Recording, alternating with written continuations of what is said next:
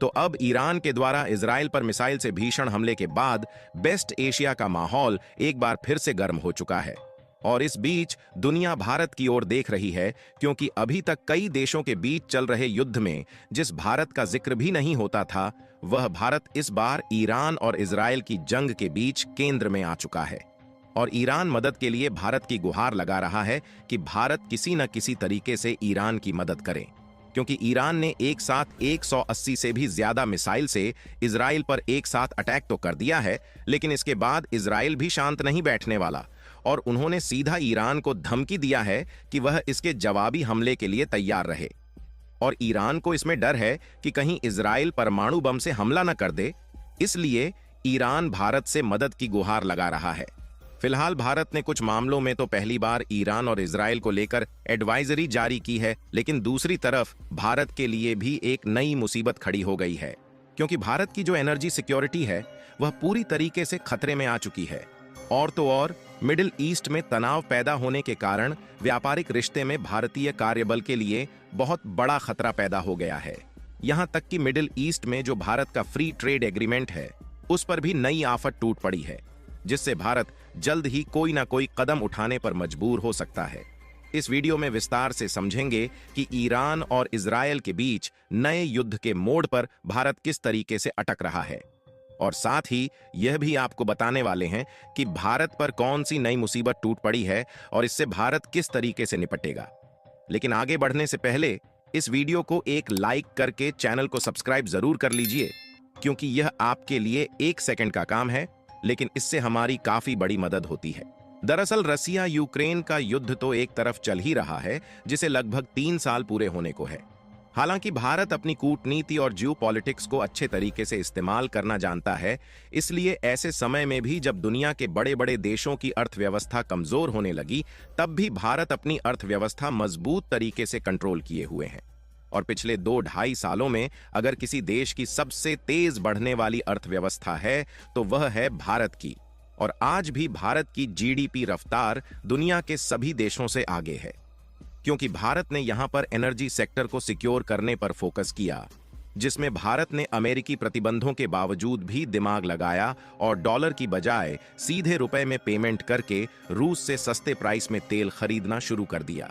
और जब भारत को सस्ते दामों में कच्चा तेल मिलने लगा, तो हमने उसे रिफाइन करके डीजल और पेट्रोल जैसे उपयोगी फ्यूल में कन्वर्ट किया। यानी कि एक तरीके से हमने डीजल और पेट्रोल जैसे फ्यूल को वैश्विक व्यापार से सस्ता बना लिया, और इसी के कारण ट्रांसपोर्टेशन लागत कम हो गई, जिससे हमारे व्यापार में कोई भी दिक्कत नहीं आई और हमने अपने सामानों को इंपोर्ट और एक्सपोर्ट आसानी से किया। यानी कि भारत का व्यापार डिस्टर्ब नहीं हुआ, जिससे रसिया यूक्रेन के युद्ध का तो भारत की इकोनॉमी पर कोई भी खास फर्क नहीं पड़ा।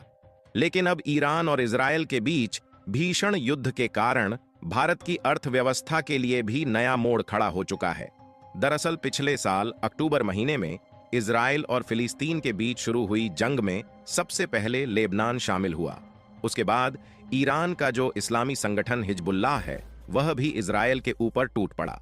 हिजबुल्लाह में जो लड़के हैं वह ईरान के ही लोग हैं, लेकिन इसका जो मुख्यालय है वह लेबनान में है, और लेबनान से हिजबुल्लाह और इजराइल के बीच जंग चल रही थी। लेकिन पिछले दिनों जिस तरीके से इजराइल ने पेजर अटैक और वॉकी टॉकी अटैक में एक साथ हिजबुल्लाह के लोगों को खुफिया तरीके से एक साथ उड़ाया, उसमें हिजबुल्लाह के जो चीफ थे उनकी भी मौत हो गई। और साथ ही इसमें इजराइल ने हैकिंग ट्रिक्स का इस्तेमाल करके एक साथ पेजर और कुछ दिन बाद वॉकी टॉकी को ब्लास्ट किया, जिससे ये डिवाइसेस बम की तरह फटने लगे, और इसमें हिजबुल्लाह के हजारों आतंकी मरने के साथ साथ आम लोगों से लेकर कई बेगुनाह लोगों की भी मौत हो गई। और इन्हीं सबसे इजराइल ने खुद ईरान पर कयास लगाने शुरू कर दिए कि कुछ महीने पहले आपने हादसे में अपने राष्ट्रपति को खो दिया और उसको एक टेक्निकल मिस्टेक बताया, और कुछ दिन पहले ही हमास के जो नेता थे उनको भी आपने खो दिया है, और अब तो आपने हिजबुल्लाह के चीफ को भी खो दिया है, तो क्या अभी भी शांत बैठे रहोगे?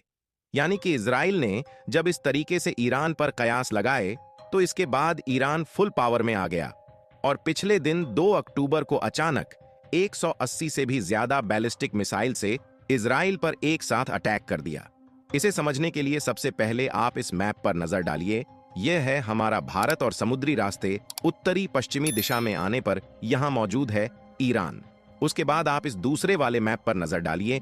ये जो राइट साइड में रेड कलर वाला पार्ट दिख रहा है यह है ईरान, और लेफ्ट साइड में जो छोटा सा रेड कलर वाला एरिया है यही है इजराइल। यहाँ पर लेबनान और गाजा को भी आप येलो कलर में देख सकते हैं। यानी कि ईरान ने पिछले दिन जब एक साथ 180 मिसाइल को यहां से इजराइल के लिए छोड़ा तो वह मिसाइल इराक के ऊपर से होती हुई इजराइल तक पहुंची, जिसमें से कुछ मिसाइल जॉर्डन वाले इलाके में ही फायर हो गई। फिर भी लगभग 90% तक मिसाइल इजराइल के सटीक टारगेट पर पहुंची। फिलहाल उनमें से भी एयर डिफेंस सिस्टम ने कई मिसाइल्स को डिस्ट्रॉय कर दिया, लेकिन उसके बावजूद भी कई मिसाइल सीधा इजराइल पहुंच गई, जिसे आप वीडियो फुटेज में साफ साफ देख सकते हैं। आपको बता दें कि मैप में इजराइल भले ही छोटा सा देश दिख रहा है, लेकिन इसके पास डिफेंस हथियारों की कोई कमी नहीं है। इसलिए अब इजराइल ने पलटवार के लिए जिस तरीके से ईरान को धमकी दिया, उससे इन्हें डर लग रहा है कहीं इजराइल ईरान पर परमाणु बम से अटैक ना कर दे। और यहीं पर बीच में आता है भारत। क्योंकि ईरान को इजराइल से डर लग रहा है तो भारत से मदद की गुहार लगा रहे हैं। ऐसा इसलिए क्योंकि इजराइल के साथ भी भारत के रिलेशन काफी अच्छे हैं और ईरान के साथ भी। यानी कि भारत ही एक ऐसा देश है जो कि दोनों देशों के बीच युद्ध शांति की बात कर सकता है, लेकिन यह उतना भी आसान नहीं है। हालांकि अभी तो भारत ने इंडियन लोगों के बचाव के लिए एडवाइजरी जारी किया है और भारत आगे चलकर कोई बड़ा कदम उठा सकता है। लेकिन यहां पर इन दोनों देशों में मचे युद्ध के कारण भारत की इकोनॉमी पर एक नया मोड़ खड़ा हो चुका है। सबसे पहली बात तो यह है कि ईरान, जो कि विश्व में कच्चे तेल का एक बहुत बड़ा सप्लायर है, इनके द्वारा एनर्जी की सप्लाई डिस्टर्ब हो चुकी है और क्रूड ऑयल के दाम तेजी के साथ बढ़ना शुरू हो चुके हैं, जिसका इनडायरेक्टली इफेक्ट भारत पर भी देखने को मिल सकता है। और हमारे लिए दूसरी सबसे बड़ी बात यह है कि भारत का जो व्यापार है वह यूरोप से लेकर सभी मिडिल ईस्ट देशों में होता है। यानी कि इन देशों में हम अपने सामान को इंपोर्ट और एक्सपोर्ट करते हैं, जिनमें से ज्यादातर समुद्री रास्ते शिपिंग ट्रांसपोर्टेशन का उपयोग किया जाता है। लेकिन अब इस तनाव के कारण हूथी विद्रोहियों के द्वारा जहाजों पर अटैक होने का खतरा बढ़ गया है। इसके अलावा यूरोपीय देशों के लिए हम लोग इस्तेमाल कर रहे हैं international north south transportation corridor, और यह रास्ता भी ईरान और अजरबैजान से होते हुए रूस तक पहुंचता है, जिसके कारण ईरान की इन्वॉल्वमेंट होने से यह रूट भी कहीं ना कहीं डिस्टर्ब हो चुका है। यानी कि दोनों देशों के बीच माहौल ठंडा नहीं होता तो ट्रेड रूट डिस्टर्ब होने से दूसरे देशों में भारत का व्यापार कमजोर हो जाएगा, जिससे इसका ज्यादातर असर भारत की इकोनॉमी पर भी देखने को मिलेगा और कुछ आइटम्स भी महंगे हो सकते हैं। फिलहाल आपको क्या लगता है कि भारत को यहाँ पर इन दोनों देशों को टेबल पर बैठकर शांति की बात करनी चाहिए या फिर नहीं? अपनी राय कमेंट में जरूर बताएं।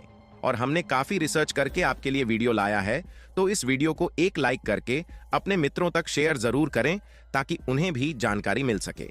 इसी तरह और भी नॉलेजेबल वीडियो के लिए चैनल को भी सब्सक्राइब करके बेल आइकन को ऑल पर जरूर सेलेक्ट करें। जय श्री राम।